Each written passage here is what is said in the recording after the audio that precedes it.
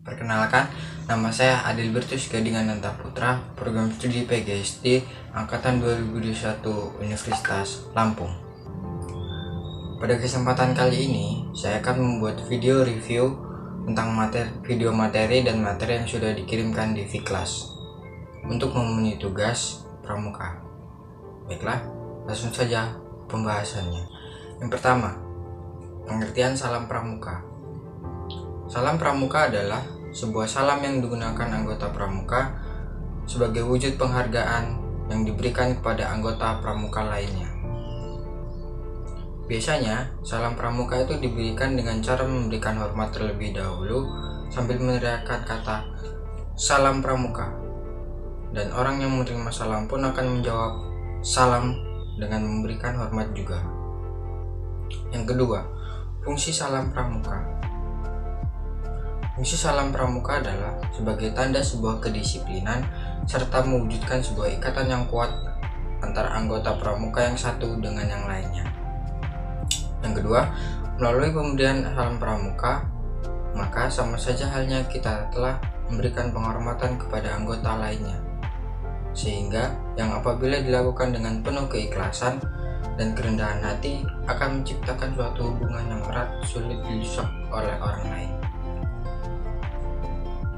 Yang ketiga, maka dari itu kita sebagai anggota pramuka haruslah saling menghormati anggota pramuka lainnya demi terciptanya persatuan dan kesatuan di antara kita, yang paling tidak dengan cara mengucapkan salam pramuka dan dijawab baik pula salam. Selanjutnya, ada macam-macam salam pramuka. Yang pertama, ada salam biasa. Salam biasa adalah salam yang diberikan kepada sesama anggota pramuka saja. Siapa saja yang melihat anggota pramuka terlebih dahulu, maka lebih baik dialah yang mengucapkan salam pertama kali tanpa adanya aba-aba dari siapapun. Yang kedua, ada salam hormat. Salam hormat adalah salam yang diberikan kepada seseorang atau sesuatu hal yang kedudukannya lebih tinggi daripada kita. Salam hormat sendiri diberikan kepada 1. Bendera kebangsaan yang dikibarkan atau diturunkan pada saat upacara. Yang kedua, jenazah yang sedang lewat ataupun sudah dimakamkan. Dan yang ketiga, para pejabat, petinggi negara seperti presiden ataupun wakil presiden, panglima, para duta besar, dan para menteri. Yang terakhir, pada saat dinyanyikan lagu kebangsaan Indonesia Raya. Yang ketiga, ada salam janji.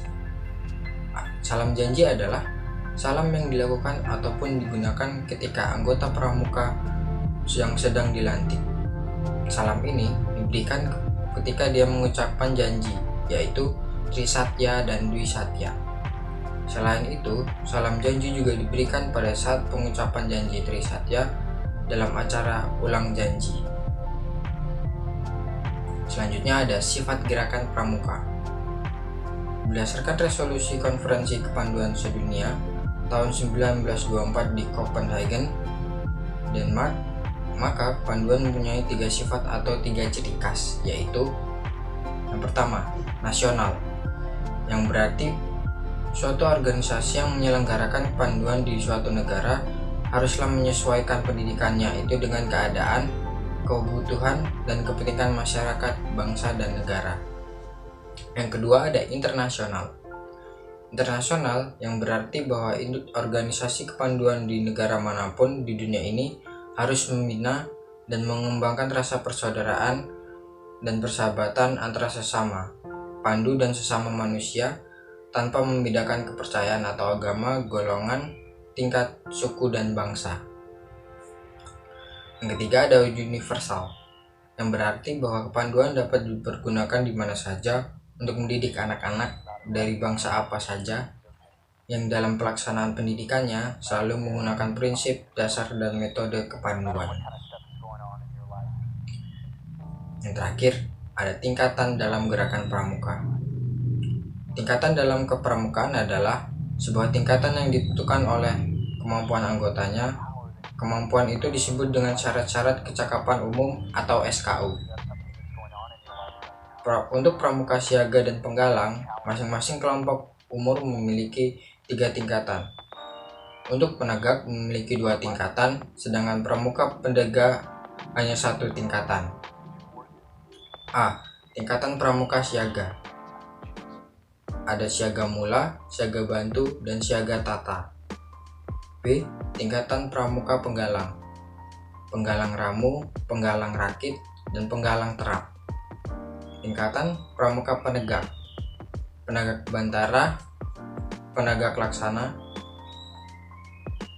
Ada juga sebuah tingkatan khusus yang disebut dengan pramuka Garuda, yaitu tingkatan tertinggi dalam setiap kelompok umur dalam kepramukaan.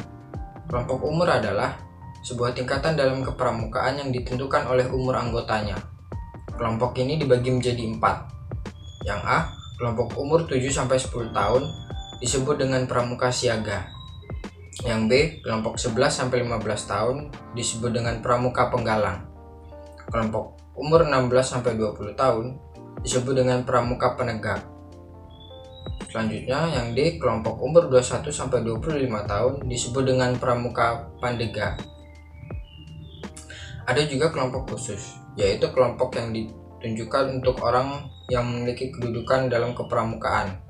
Misalnya, pramuka pembina adalah sebutan untuk orang dewasa yang memimpin pramuka. Dan pramuka andalan adalah anggota pramuka yang mengambil bagian dan keanggotaan kuartir dalam pramuka. Contoh lainnya adalah pelatih, pamongsaka, staf kuartir, dan majelis pembimbing. Baiklah, sekian review materi yang dapat saya sampaikan. Apabila ada salah kata, mohon dimaafkan. Sekian dan terima kasih.